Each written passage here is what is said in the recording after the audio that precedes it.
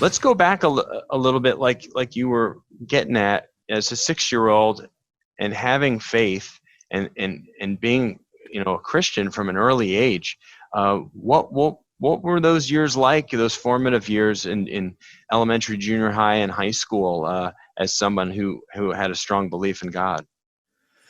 I mean, I grew up, as I said before the show, I grew up in Kentucky. I'm in North Carolina now, but I grew up a farm kid out in the country, very small rural area. Everyone was farmers and or worked out of the county if they could, go find factory work. And so you're talking about, growing up in the 80s and in that location, man, it was good because it's kind of what I think everybody is reminiscent for today. Like they want to get back to the safety, the freedom, the values, and it was all there. And so I was just raised in a really good community that had a lot of good values, down home values. And so growing up in that culture was very protective to my faith. I wasn't necessarily challenged. I was nurtured, but there wasn't really a challenge. And so I would say it was an extremely great experience. I was never really challenged until I left home and went to college. And I think, then that's when you start to find where beliefs cross your grain and you have to defend what you believe. And up until that point, I never had to defend what I believed because it was just everyone else believed it. It was all the same. So, Right. yeah. It was like that homogenous, community, where everybody kind of just all flowed the same Mm-hmm. way, like you said. And then you move out of that environment, and now you're, in a new city, maybe, going to a school with thousands of other kids of all walks of life, and then all of a sudden, like you said, you need to be able to defend your faith or defend your way of doing things or thinking about things, but you want to also do it in a loving way, because so many of us, and I've been guilty of it, when you try to defend your stance or your beliefs, it can get nasty, even if you're not looking for it, and you have these like verbal fights with people, rather than just a nice Yeah, discussion. it can happen quick, especially when the attitude between either one of the arguing party is trying to base, when your basis is who's right. I'm right. No, I'm right. And so that's dangerous. Yeah. And as a kid, as a freshman in college, I'm sure I had a chip on my shoulder and wanted to prove why I was right, but I really fell on my face because if the argument could only go as far as, well, that's what I've always believed, or, well, that's what I was taught, then that's not much to stand on. So I fell pretty hard as far as, what? Why do I believe That's right. this thing? And so it was humbling. And I had to go back and study and admit some wrong and come to some new conclusions. But it was a matter of growth and development. And I would say if there was ever a place in my life, a season, at least up until that point of the most massive growth, it was at that point. It wasn't my earlier years, but it was that, being rocked going to college. Well, I think I'm in a unique demographic because, like you said, most walk away, after the age of 18 and they move away. And, if you want to get deep, here's what I think. You can't, faith is not something that's inherited. It's something that has to be birthed. And our parents do their best to leave a legacy of faith, pass it on. That's what I'm doing with my boys. I want to leave that legacy. I want to pass that on to them. I'm teaching them and I'm rearing them and I'm raising them in the fear and admonition of the Lord the best that I can. But at the end of the day, they're going to have to walk their own mile. They're going to have to come to their own conclusions. They're going to have to, faith is going to have to be birthed into their life for them. And so I think just a lot of guys, a lot of kids growing up, they assume that they're going to live off of an inherited faith. And then one day they're hit with those challenges and those challenging perspectives and mindsets and worldviews, and they find that what they inherited didn't answer all of the questions that now are posed to this generation. It wasn't posed to the generation before that, but it is now. And where are the answers? And they're struggling to find them. So for me, being what I consider a unique demographic was because, like, you're either going to walk away or you're going to dig deeper. There's no neutral ground. You don't get there's no room for it. You don't get that option. Wow. And so instead of walking away, I dug deeper in it and became more ingrained, like more Wow. than I ever was. Wow. That's fantastic. I really like that perspective on it is like inherited faith. And I don't know that I've really spent any time thinking about that, but we kind of just take things at face value when we're younger, because it's all that we know, it's all that we see. We get into these habits. We go to church on Sunday. That's just what our family does. That this is how my dad's been part of the church. This is what he does on Sunday, and we just follow suit. And we go to youth group and we do all these things, and we go on mission trips, and it feels right and it feels good. But how can we, in order to really have a conversation about why you're doing all those things, you do have to look inward and dig deeper. And I really like that. I became very frustrated in a lot of ways, but a lot of it was I could just see there was a people that just weren't being reached, a demographic of people that I didn't feel like in our community was being reached. And I saw some judgments being made, some bigotry, some walls that had been erected that I felt like was unscriptural. And I'd never even thought about church planting. It never even entered my mind, right? I'd heard of it and respected it. I just thought, I don't really know what I thought. Like, you just didn't hear about it happening today. But I began to study the most efficient ways of connecting to people who are far from Christ, who may not be as welcomed in a more traditional existence setting, especially maybe in an affluent setting, and I found out that it was church planting. When I became a church planter, I started to have a lot of epiphanies. Well, one of those epiphanies was, you don't have to wear a suit, dude. You could take it off. And I've not put one back on for a few funerals, but that's it. I haven't worn a suit again.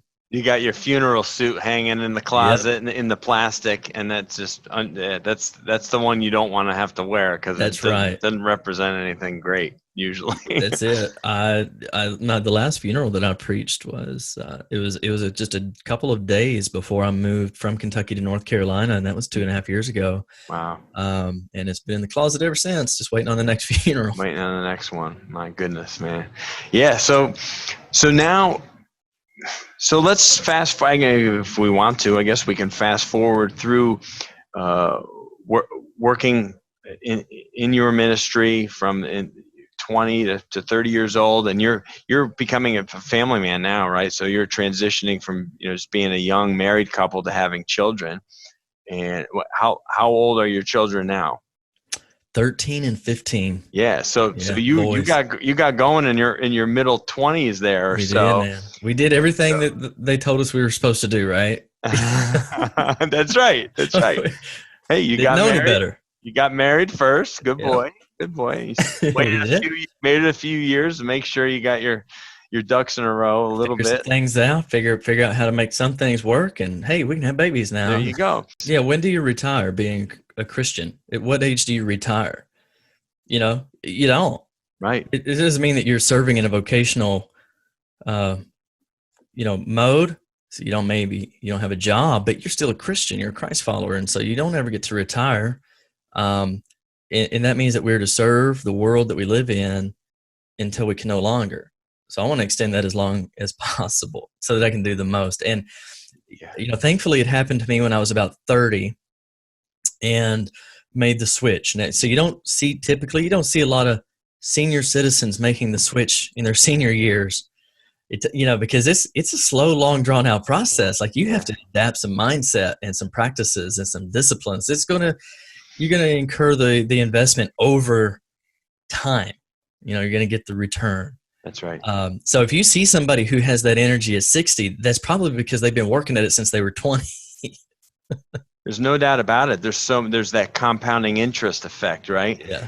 If you do your due diligence in your 20s, 30s, and 40s, um, there's a very good chance that just you've created so many good habits in your life that you could just kind of almost run on autopilot at that point, and you're probably going to be in pretty good shape just because you've adapted to a lifestyle that's just so far removed from laziness and inactivity and lack of ambition and all these things, because we've all been around those people that have an extra fire or a light inside of them, and what's it do?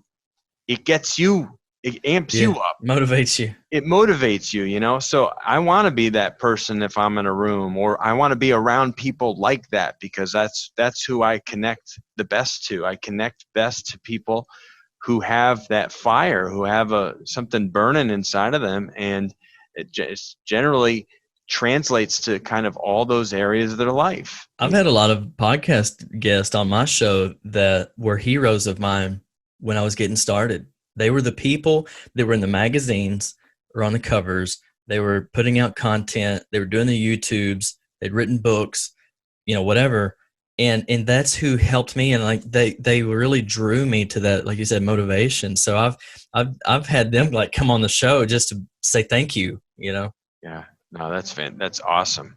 I really like that, because you don't sometimes what you get when you're talking about your faith, or about being a Christian, or your feelings about going to church or connecting to God, there's just it's almost like it's just very much one-sided or one-dimensional. It's like people don't bring in all these other components, and really it comes down to you got to take care of yourself in order to take care of other people. Right. Like if you're on an airplane that's going down, what happened? What do they tell you to do? Put the mask on you first so that you can take care of the kid next to you, or the stranger next to you. So you have to treat yourself right. If like you said, I want to be here a long, long time so that I can enjoy this earthly life, and also just be help make disciples of others. Well, I want to play with my grandkids too. Yeah, I'd like to do that. There's a selfish agenda there. I think that's entirely a reasonable selfishness there. I mean, I can't even go there. I mean, my kids are a bit younger than yours. I have an 8 and a 5, and just to imagine them at my age with grown children, I mean, how much I'll delight in just being in their presence. I mean, it definitely fills you up with so much love just to think about what must have been like from being around my grandparents when I was a kid, and they get to be with my at the time my mom, right, their daughter, and then seeing her with her children growing up and healthy and happy, and just what a wonderful experience that must have been for them, and how I miss those moments, as a grown person who doesn't have any of that family around anymore. How great that was, and you just can't see it that way as a young person, but I definitely long for those moments. Jesus said to Peter, he said, Satan has desired to sift you as wheat, or in other words, pulverize you. But I've prayed for you that your faith would maintain. And when you return, strengthen the brethren. I felt that so much throughout that season that I could feel his prayers, his presence. My faith did maintain. I did come through it. And so then I felt this desire to strengthen the brethren. Like I realized that you can't live this life spiritually only. You have to, and you can't live it physically only. They're intertwined. They're inseparable. And the day that they separate, we call that death. But they won't separate until then. And so we need to steward them together.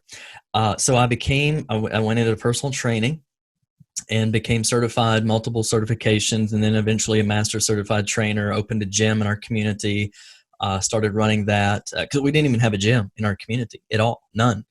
And so we opened one up, and just working with people one-on-one. And my goal is to change lives, not just bodies, not body composition, but let's change the life. Let's remind people that you are fearfully and wonderfully made. And so that's happening, but I've got this frustration because it's not happening enough. It's not getting out there. Yeah. And I knew nothing about podcasting, but other than I just listened to them. And when I looked at the Christian podcasters, it was all sermons being pumped out of the pulpit. Yeah. There wasn't anybody providing content, like just open-ended content, conversations and things like that. One of my heroes, I think, if I could call him a hero, a podcasting hero anyway, is Tim Ferriss. Somebody who is really driven as far as the health community and has this knack for deconstructing top performers. And I felt the same thing. Like, I want to deconstruct top Christian performers and deliver that content to a Christian audience to help them understand, one, our lives are holistic, and two, how can we perform in our relative space or sphere of life, whatever that vocation is, and not wreck ourselves like I did.